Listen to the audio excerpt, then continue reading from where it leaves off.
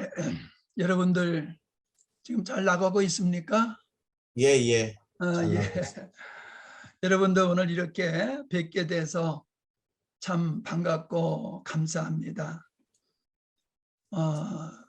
코로나 때문에 온 세계가 고통을 당하고 있지만은 가장 큰 피해를 보고 있는 사람들이 바로 우리 목회자들, 선교사들이 아닌가 생각이 되어집니다. 모든 교회가 이로 인하여서 큰 어려움을 겪고 있는데, 또 이거를 놓고 기도하다 보니까는 이 어려움이 어려움으로만 끝나는 것이 아니라 이 어려움이 또 우리에게 큰 유익을 주는 그런 기회도 되는 것 같습니다. 분명하게 주님은 모든 것을 연합하여 선을 이루신다 하시는 하나님이시고, 참 그런 하나님을 우리가 삶 속에서 늘 경험하고 있습니다. 여러분도 어려움 속에서도 그러한 은혜를 입고 또 이렇게 잘 승리하고 계신 줄 믿습니다. 함양이라고 하는 것을 잘 사람들이 모릅니다. 함양에 산다 그러면 함안이냐고 묻는데, 함양은 경상남도에 속하고 있는데 지리산이 여기서 한 20-30분이 됩니다. 여기는 완전히 시골이고 또 제가 목회하는 곳은 산속입니다. 교회가 산속에 있어서 마을이 보이지 아니하고 우리 교회만 있습니다. 제가 제 소개를 잠깐 하면은 목회를 올해 39년 차 하고 있습니다.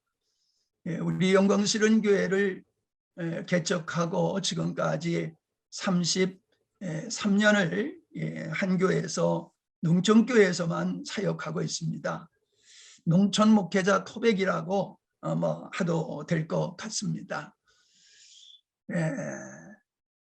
이러한 그 농촌에서 목회를 평생 하다 보니까는 이 농촌의 상황이 선교지와 늘 비슷하다, 그런 생각을 가지고 살고 있고, 비록 농촌에 있지만은 한국 교회를 섬기고 싶은 그런 마음을 가지고 기도하고 또 사역하다 보니까 하나님이 이모저모로 섬기게 하셨는데, 오늘은 또 이렇게 멀리 계시는 우리 선교사님들을 영상이나마 이렇게 섬기게 돼서 영광이고 감사하게 생각을 합니다. 짧은 시간이지만은 은혜에 되는 시간이 되었으면 좋겠고요. 한국에 돌아오시면 들어오실 일이 있으면 저희 집에 오셔서 좀 쉬실 수도 있습니다. 씻을 수 있는 공간이 뭐 이렇게 좋지는 않지만은 충분하기는 합니다. 오시면은 저희들이 잘 섬기실 터이니까 들어오시면은 미리 연락 주시고 꼭 오시면은 좋겠습니다. 저는 설교를 이렇게 합니다. 내가 하고 싶은 말이 있지 않습니까? 근데 내가 하고 싶은 설교보다는, 성도들이 듣고 싶어 하는 설교보다는 주님께서 우리에게 주시고 싶은 말씀, 하시고자 하시는 말씀을 전하는 것이 이게 옳지 않나, 전 그런 생각을 합니다. 그래서 하고 싶은 말들이 많이 있지만은 좁고, 할 수 있으면은 하나님이 우리에게 주시고자 하는 말씀을 전하려고 애를 씁니다. 그러다 보니까는 늘 설교를 하고 마치면은 어쩌면 이 말씀이 이렇게 우리에게 꼭 필요한 말씀인가 하는 감동을 제가 받습니다. 이번에 여러분을 섬기는 말씀도 그렇게 기도하면서 저에게 주신 감동으로 이 말씀을 전하게 되었습니다. 오늘 보이신 예수님, 결론적으로 말씀을 드리면은 우리는 예수님과 같은 사역과 삶이 되어야지 되는 것이다. 주님이 원하시는 것은 우리가 주님을 위해서 쓰는 것이 아니라 주님이 우리를 붙들고 쓰시고 주님이 하시고자 하시는 일에 우리가 헌신하는 것이 우리의 본 사역이라 그렇게 저는 생각하고 있습니다. 마태복음 4장 23절에 이런 말씀이 있지요. 예수께서 온 갈릴리에 두루 다니사 그들의 회당에서 가르치시며 천국 복음을 전파하시며 백성 중에 모든 병과 모든 약한 것을 고치시니라고 하신 말씀을 보게 되어집니다. 이 말씀 우리가 너무나도 목회자들은 잘 아는 말씀입니다. 목회사역, 선교사역이라고 하는 것은 진리를 성도들에게 가르치고 하나님 나라에 대한 복음을 전파하는 것이다 라고 믿고 이 일에 전념하는 것이 우리들의 사역이라고 생각을 합니다. 그래서 목사님들이 열심히 어디 가든지 배우고 또 책을 읽어도 참 귀한 그 진리를 깨우치려고 하고 또 그것을 전하려고 애를 쓰는 모습을 보게 되어집니다. 근데 저는 늘 그런 궁금한 생각을 가졌어요. 예수님께서 천국 복음을 전하셨다라고 하는데 이 예수님이 전하신 복음은 어떤 복음일까? 우리가 전하는 복음은 예수 생명, 예수님을 전하는 것이지 않습니까? 근데 예수님은 하나님의 나라 천국을 전파하시고 사역하셨다는 것이지요. 저는 늘 그게 궁금했습니다. 그런데 예수님의 그 전체적인 사역을 봤을 때에 예수님께서 이 땅에 아버지가 보내신 그 보내신 뜻을 위해서 오셨고 그 보내신 뜻이 바로 창세전에 하나님께서 의도하신 그러한 하나님의 나라였다라고 하는 것입니다. 개인적으로는 우리가 구원을 받는 일이지만은 하나님의 창세전의 의도로 볼 때에는 결국은 하나님의 나라를 얻으시는 것이 하나님의 뜻이었고 하나님의 그 일을 위해서 예수님을 보내셨고 예수님은 그 하나님의 나라를 이 땅에 세우기 위해서 진리를 가르치시고 친히 십자가까지 지셨다라고 하는 것입니다. 우리 목회자가 목회를 하면서 참 마음이 힘들 때가 있습니다. 자기가 받은 은혜를 전하고 진리를 전하면은 성도들이 변화될 것 같은데 변화되지를 않는 거예요. 그래서 뭐가 부족한가 하고 더 열심을 내기도 해 봅니다만은 여전히 여러 수고를 하지만 성도들이 변하지 않을 때에 참 낙심이 되기도 하고 힘들어함을 우리가 경험하고 있습니다. 근데 제가 깨달은 것은 이겁니다. 사람은 지식으로 변하지 않는다라고 하는 겁니다. 도리어 지식은 성경에서 사람을 더 교만하게 만들 뿐이라고 말씀을 하고 있습니다. 듣고 배우지만 지식에 머문 진리라고 하는 것은 진리이지만은 그것은 생명이 되지를 못한다라고 하는 것입니다. 지식이 변하여서 생명이 되어지는 것, 하나님의 말씀이 지식을 뛰어넘어서 나에게 생명이 되어질 때에 그 생명으로 말미암아 우리가 변화되어지더라라고 하는 것입니다. 사실 우리가 많은 것을 가르치는 수고를 합니다마는 저는 그보다도 사람은 특성이 본대로 듣는 대로 살아가게 되더라라고 하는 것입니다. 그러니까 잘 가르치는 일이 중요하지만은 그에 따르는 삶이 자기가 깨닫고 자기가 전파하고 가르친 그 말씀이 자기 인격이 되어야 되고 자기 삶이 되어서 성도들이 귀로만 진리를 듣는 것이 아니라 앞서가시는 선교사님, 목사님들을 보고 내가 저 진리는 잘 모르겠지만은 저 진리를 따라 살게 되어지면은 저러한 삶을 살게 되어지는구나 라고 하는 정도는 그들이 느껴야지 되리라고 생각을 합니다. 예수님이 그런 삶을 사셨다는 것이지요. 진리를 가르치시고 하나님 나라가 어떤 것이며 그것이 어떻게 이루어지는 것인가를 말씀을 하시고 친히 보여주시는 삶을 삶으로 살아내셨다라고 하는 것입니다.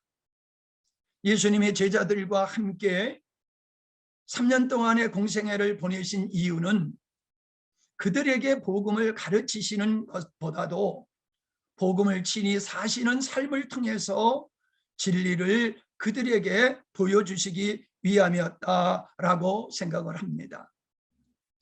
사실 저도 뭐 예외는 아닙니다만은 우리 목회자들이 가르치는 데는 선수입니다.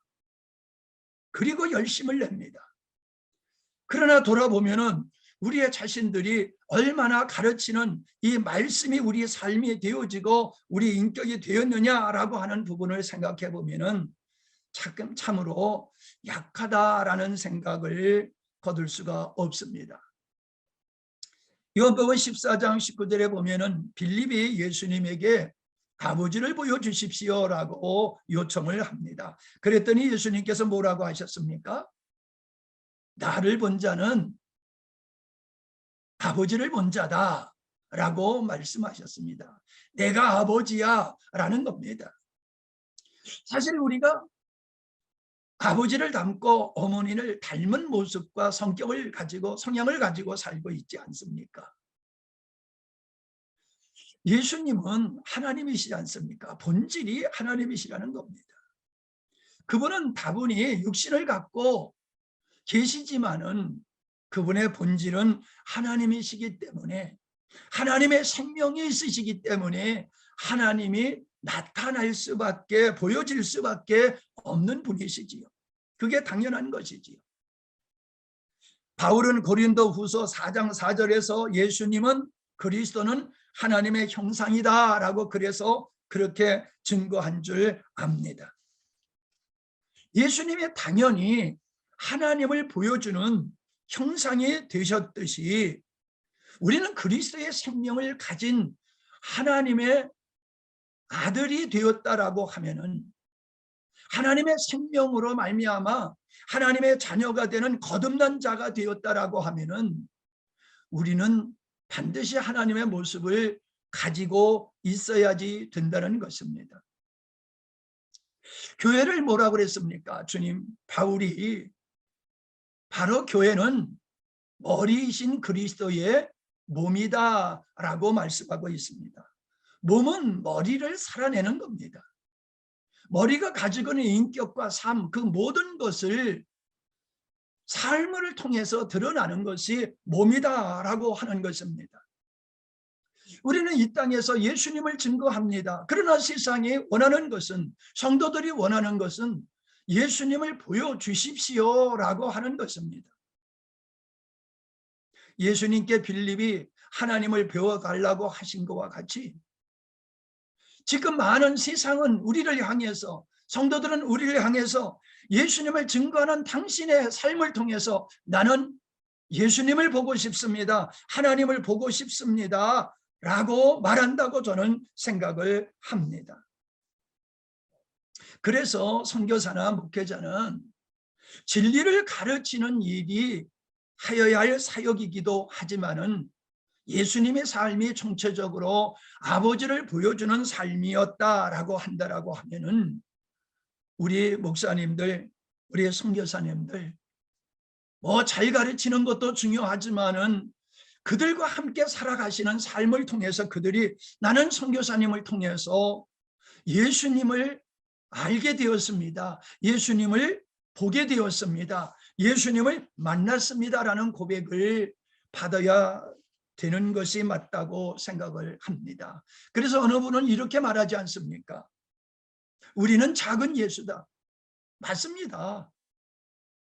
우리는 분명히 육을 가진 인간입니다. 그러나 우리가 거듭났다라고 한다라고 하면, 우리가 하나님의 자녀가 되었다라고 하면 우리에게는 예수 그리스도의 생명, 바로 하나님의 생명이 예수님에게 있고 예수님의 생명이 우리에게 있기 때문에 우리는 예수님의 성향을 갖게 되어지고 예수님이 기뻐하시는 것을 우리가 기뻐하고 예수님이 좋아하는 것을 우리가 좋아하고 예수님이 하시는 그 사역을 우리도 하고 예수님이 걸어가시는 길을 우리가 걸어가게 된다라고 하는 겁니다.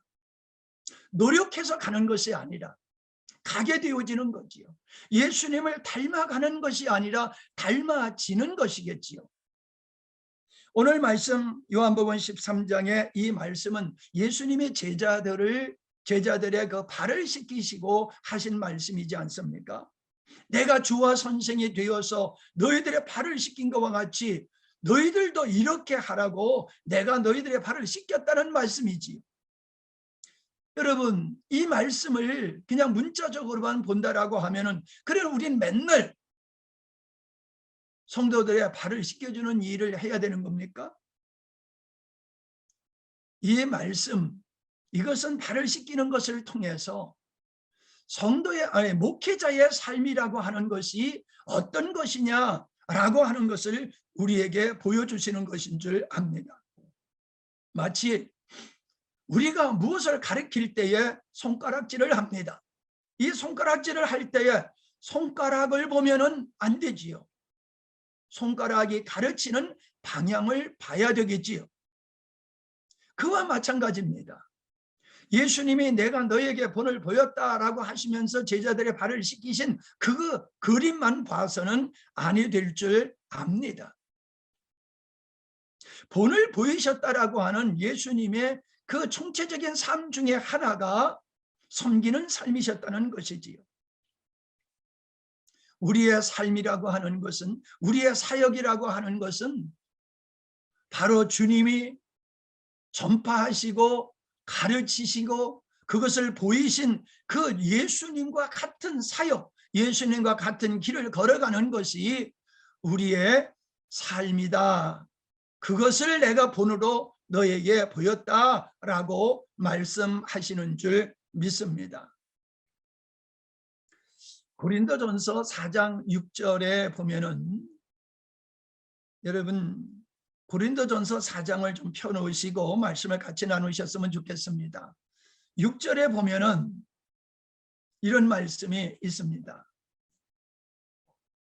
형제들아 내가 너희를 위하여 이 일에 나와 아볼로를 가지고 본을 보였으니 라고 말씀하고 있습니다. 내가 본을 보였다라고 말하는 것입니다. 16절을 보십시오. 16절을 보면은 그러므로 내가 너희에게 권하노니 너희는 나를 본받는 자가 되라 라는 말씀을 하셨습니다. 옛날에 어느 집회에 갔을 때에 이런 질문을 하시더라고요. 여러분 나를 본받으라고 여러분 말할 수 있습니까? 이게 잠잠해요. 그러면 나를 본받으라고 하는 말할 수 있는 것이 5년 후면 되겠습니까? 잠잠해요. 그러면 10년 후면 되겠습니까? 잠잠해요. 많은 사람들이 고민이 나는 예수를 믿고 왜 변화되지 않느냐라고 하는 고민들을 털어놓습니다. 우리 목회자들의 고민은 이것이지요.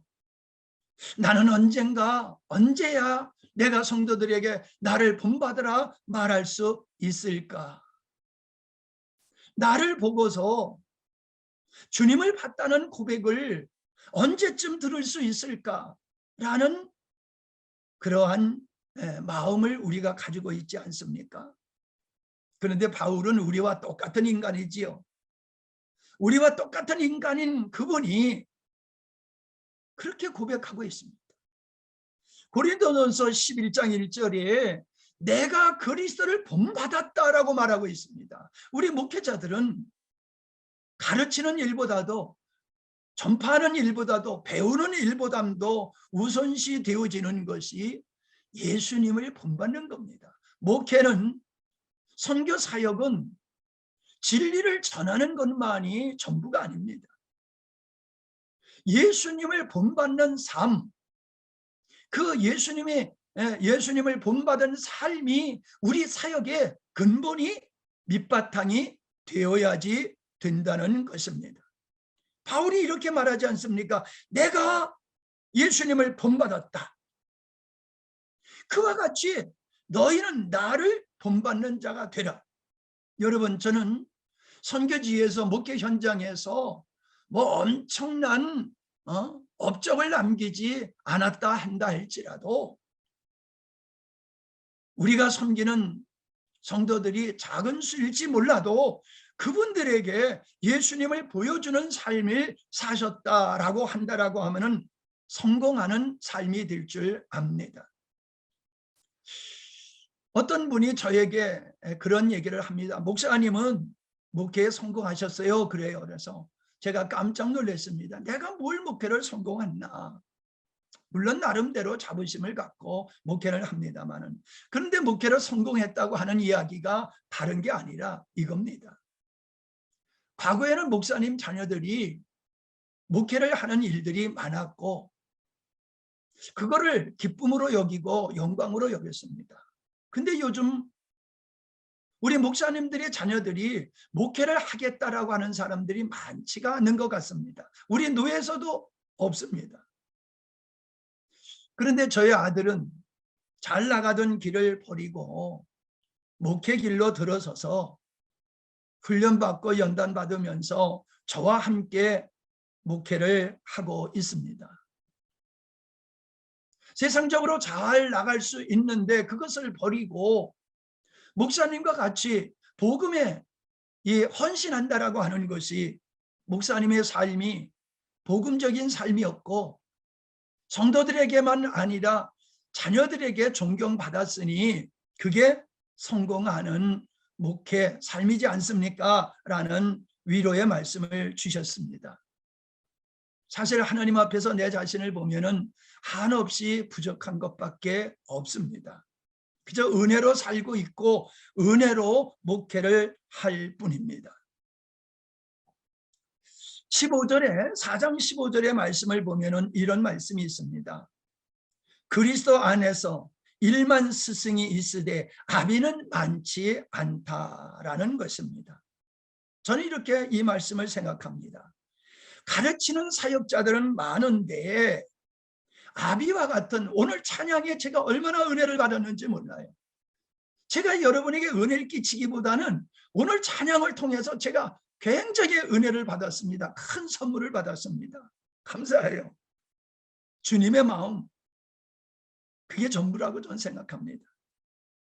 주님 사랑하는 마음, 주님의 마음만 가지면은 우리가 어떤 처지에서든지 어떤 사람을 만나든지 하나님이 기뻐하는 사역을 이루리라고 믿습니다. 교사는 많은데 그 말씀을 따라 사는 본을 보이는 이런 아비와 같은 자는 많지 않다, 적다라고 말씀하고 있습니다. 내 살을 베는 것과 같은 마음으로 말씀을 드립니다. 정말로 이 시대가 여러 가지로 안타까운 현상들을 우리 많이 봅니다. 근데 교회 안에서조차도 세상에서 벌어지는 일들을 우리는 쉽게 볼 수가 있다는 것입니다. 아비와 같은 목회자가 이 시대에 그리운 시대가 아닌가. 저는 그런 아픔을 가지고 한국교회를 위해서 기도하고 있습니다. 여러분, 목사님들이 모이면 성도들을 은근히 자랑하는 일들이 있지요. 자랑하고 싶습니다. 자식 자랑하고 싶듯이 성도들을 자랑하고 싶습니다. 제가 어디 집회 나가면은 우리 성도들 자랑을 제가 합니다. 그런데 바울이 자랑하는 사람이 있었습니다. 그게 디모데지요. 디모데를 가리켜서 내 신실한 아들이다 라고 소개를 하고 있습니다. 신실한 아들이다. 여러분, 우리는 성도가 몇 명이냐라고 말하기보다도 그 숫자를 가지고 말하기보다도 내가 바울과 같이 내가 믿음으로 복음으로 그리스도 안에서 이러한 성도를 낳았다라고 말하는 아비와 같은 목회자가 필요하지 않나, 그렇게 되어야 되지 않나라고 하는 것입니다.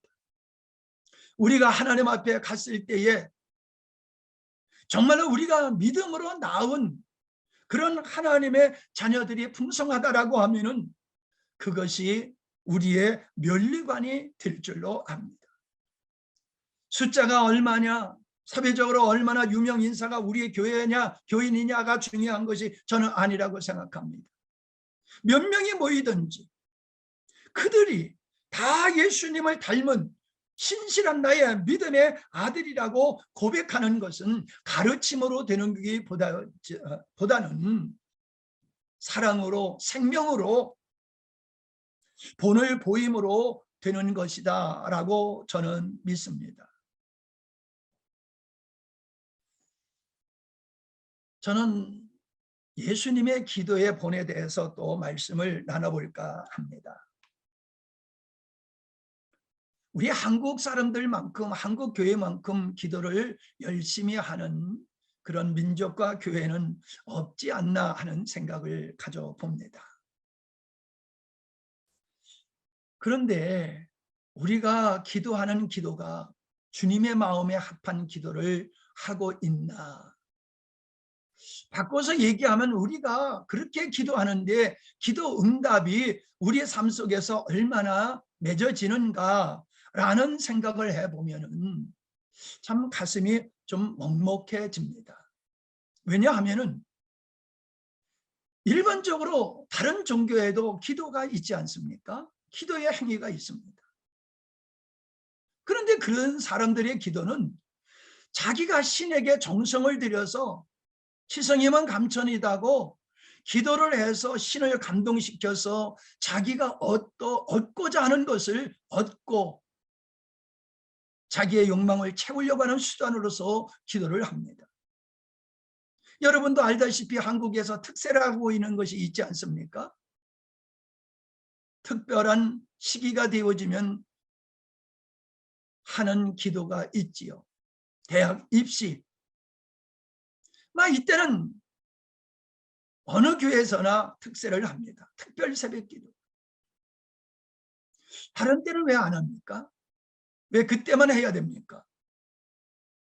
목사님들과 여행하다 보면은 이제 이런 데서는 우리 편하게 좀 쉽시다. 여행지에 와서도 쉬러 와서도 새벽 기도를 해야 되겠습니까? 그렇게 말씀하시는 분들이 있습니다. 여러분, 교회에서는 새벽 기도해야 되고 쉬러 오는 곳에서는 새벽 기도를 안 해야 된다, 안 해도 된다? 안 할 수 있습니다. 쉴 수 있습니다. 그거 제가 이해 못하는 게 아닙니다. 그러나 우리가 기도를 왜 해야 되느냐라고 하는 겁니다. 무엇을 위해서 하느냐입니다. 목사니까 기도해야 된다? 저는 그렇게 생각하지 않습니다.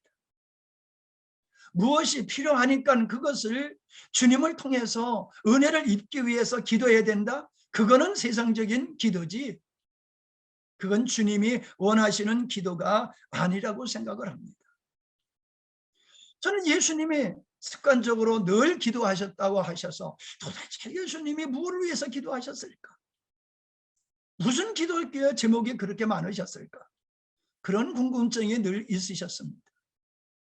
예수님이 하나님의 나라에 대해서 말씀하시고 그 하나님의 나라를 위해서 사셨듯이 예수님의 기도 자체도 자신을 위한 기도가 아니라 하나님의 나라를 위한 기도, 아버지의 뜻이 이루어지기를 위해서 하신 기도였다는 것입니다. 5년 전에 제 사랑하는 딸이 하나님 앞에 먼저 갔습니다. 하나님 나라에 갔지만은 사랑하는 자녀와의 이별이라고 하는 것은 상당히 고통스러운 일이었습니다. 저는 참 기도하면서 많은 사람들이 하나님의 은혜를 입는 것을 경험하는 사역을 하고 있습니다. 그래서 저는 제 딸을 하나님께서 살려주실 줄로 믿었습니다.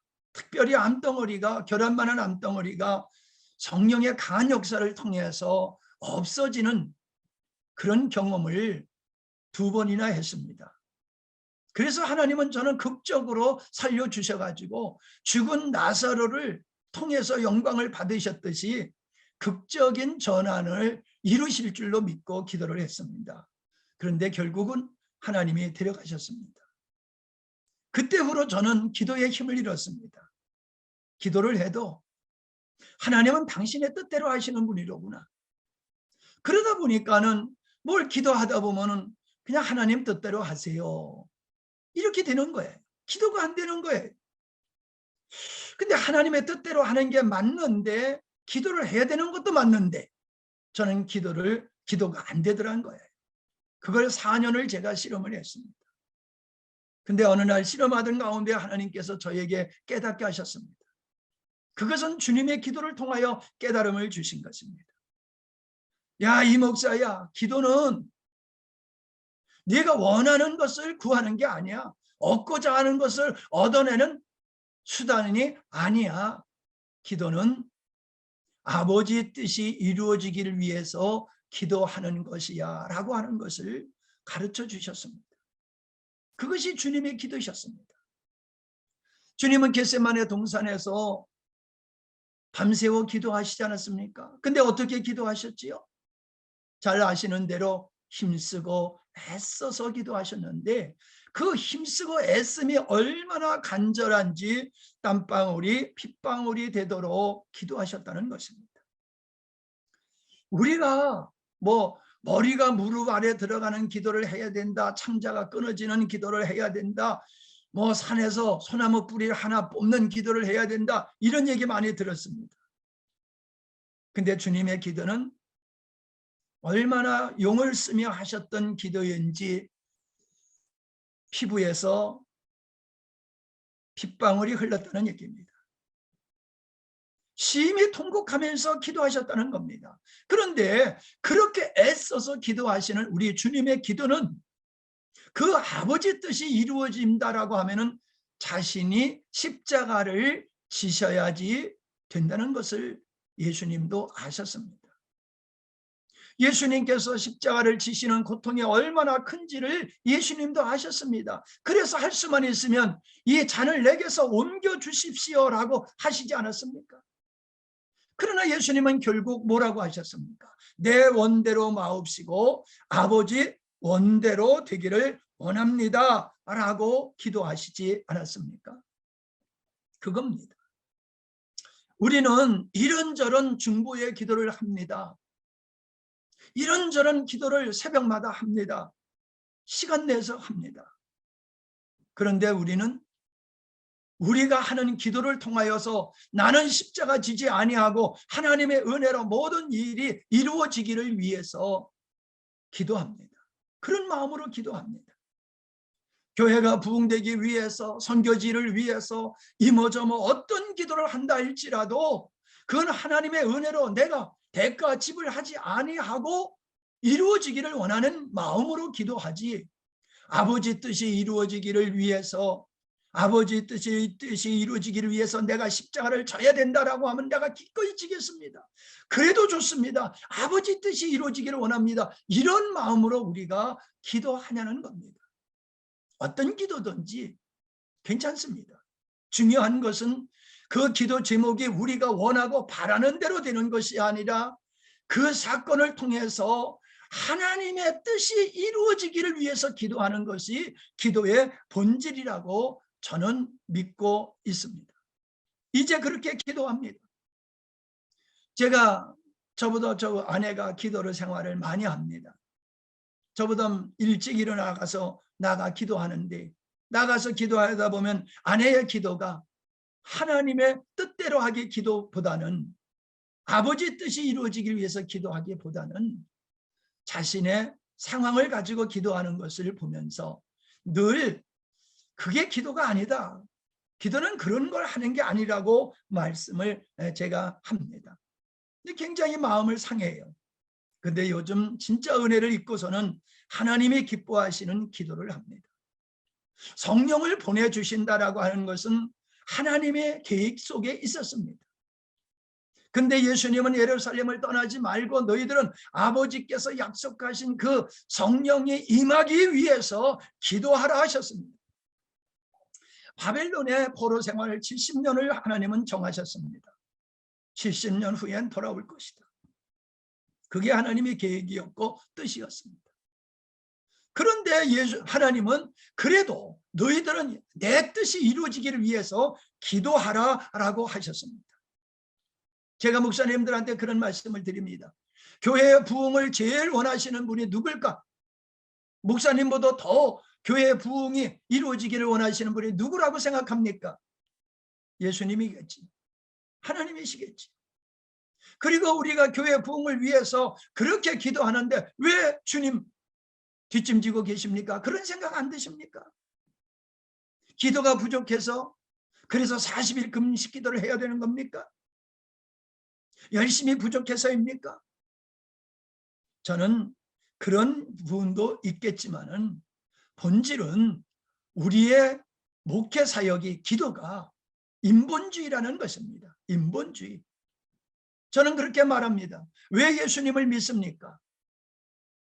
믿는 성도들한테 그런 질문을 해요. 왜 예수님 믿으세요? 그러면 천국 가기 위해서 예수님 믿어요. 그래요. 그럼 제가 또 질문합니다.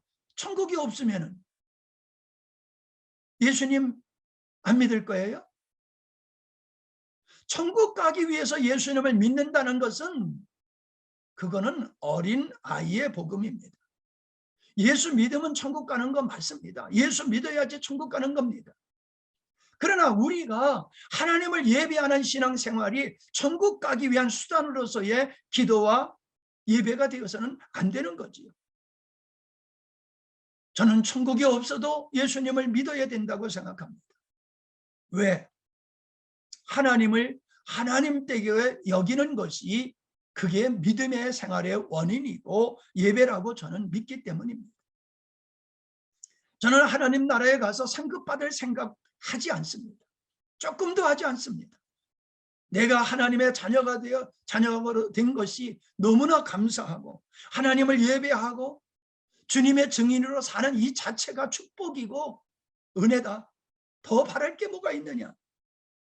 저는 그런 마음으로 살고 목회를 하고 있습니다. 여러분 선교지에서 얼마나 고생이 많으십니까? 사실 한국의 농어촌의 목회도 만만치가 않습니다. 정말 어려운 환경 속에서 목회들을 하고 계십니다. 근데 오늘 고린도전서 4장 11절에 보면은 바울이 이런 고백을 합니다. 쉬운 성경으로 제가 보겠습니다. 바로 이 시간까지 우리는 굶주리고 목마르고 헐벗고 얻어맞고 정처 없이 떠돌고 있습니다. 또한 생계를 잇기 위해 우리 손으로 힘들게 일합니다. 누가 우리를 욕하면 우리는 그를 축복하고 누가 우리를 박해하면 우리는 그것을 참고 견딥니다. 비방하는 자들에게는 우리는 따뜻한 말로 응대해 줍니다. 지금 이 순간까지도 우리는 세상의 쓰레기처럼 만물의 찌꺼기처럼 취급을 당하며 살고 있습니다. 라고 고백합니다. 복음 전하는 일, 그리스도의 증인된 삶을 살기 때문에 돌아오는 것은 배고픔이라는 겁니다. 목마름이라는 겁니다. 헐벗음입니다. 얻어맞고 정처 없이 떠돌고 있다는 겁니다. 세상의 쓰레기처럼 만물의 찌꺼기처럼 취급을 당합니다. 누가 우리를 존경합니까? 누가 우리를 소중히 여깁니까? 세상은 우리를 그렇게 반가워하지 않습니다. 이러한 수모와 고통을 여러분이 왜 당하고 계십니까? 전 주님을 사랑하기 때문이라고 생각을 합니다. 여러분의 그런 마음을 가지면 승리하실 줄 압니다. 내가 선교지에서 이름 없이 빛도 없이 아골골짜기와 같은 곳에서 내가 복음을 전하기에 내 인생이 참으로 어둠 속에 감춰진 것과 같은 사람들의 주목에서 사라지는 그런 삶이라 할지라도 흠모함이 하나도 없는 삶이라 할지라도 나의 삶이 아버지의 원을 이루어내는 삶이라고 하면 기꺼이 끝까지 나는 이 길을 가고 싶습니다. 보다 나은 환경을 위해서 기도할 것이 아니라 보다 더 편한 삶을 위해서가 아니라 선교를 마치고 내 마지막을 어떻게 할까가 우리의 기도의 제목이 아니라 끝까지 이 고난의 길을 걸어가면서 아버지 뜻을 이루기를 원합니다 라는 마음이 우리가 하는 기도의 마음이 되어야 되고 사역의 마음이 되어야지 되리라라고 저는 믿습니다. 19절을 보겠습니다. 그러나 주님께서 허락하신다면 나는 곧장 여러분에게 달려갈 것입니다. 그래서 교만한 사람들이 그냥 말로만 큰 소리를 치는 것인지 아니면 참으로 능력을 가지고 있는 것인지를 직접 확인해 볼 생각입니다 라고 합니다. 교만한 사람들이 그냥 말로만 큰 소리 치는 것인지 그 선포하는 말씀대로 능력 있게 살고 있는지를 내가 가서 확인해 보고 싶다, 이렇게 말합니다. 이건 바울의 말이지요. 그러나 어찌 이것을 바울의 말이라고만 할 수 있겠습니까? 주님의 말씀이지 않습니까? 주님이 나의 삶의 현장에 오셔서 하시는 말씀입니다. 내가 힘써 애써 가르치는 것을 보러 가는 게 아니다. 네가 가르치는 대로, 내가 본을 보인 대로 네가 그렇게 살고 있는지를 내가 확인하고 싶다라는 말씀으로 들려집니다. 20절을 보고 말씀을 마치고자 합니다. 하나님의 나라는 말에 있지 않고 오직 능력에 있느니라. 하나님의 나라는 이렇다고 아무리 얘기해도 소용이 없습니다. 천국을 어떤 것이에요? 라고 아들이 물어보니까 아버지가 천국은 우리 가정 같은 것이야 라고 대답하는 아빠가 있었다고 합니다. 그렇습니다. 우리는 보이지 아니하는 저 천국, 훗날 갈 천국이 우리의 삶의 목표가 아니라 예수 그리스도의 생명과 주님과 더불어 살아가는 우리의 삶의 현장이, 목회지 현장이 천국이 되어야 될 줄 믿습니다. 그것은 가르침으로 되는 것이 아니라 능력으로 되는 것이겠죠. 주님의 생명으로 되는 것이라 저는 그렇게 확신합니다. 그렇게 열매를 보고 살고 있습니다. 바로 예수님이 빛이라라고 하신 것과 예수님을 빛이라라고 하신 것과 같이, 그리고 우리를 향하여 너희는 세상의 빛이여 소금이라 하셨는데, 바로 예수님과 같이 본이 됨을 살아가는 우리의 삶이 빛이고 소금이 되어지는 삶인 줄 믿습니다.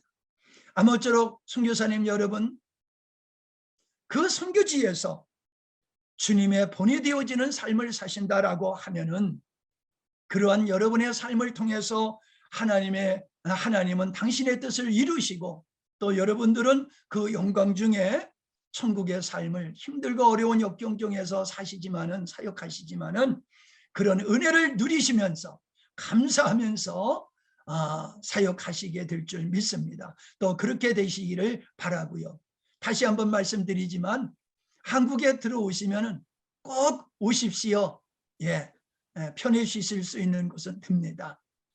주님의 이름으로 사랑하며 주님의 이름으로 여러분을 축복합니다. 감사합니다.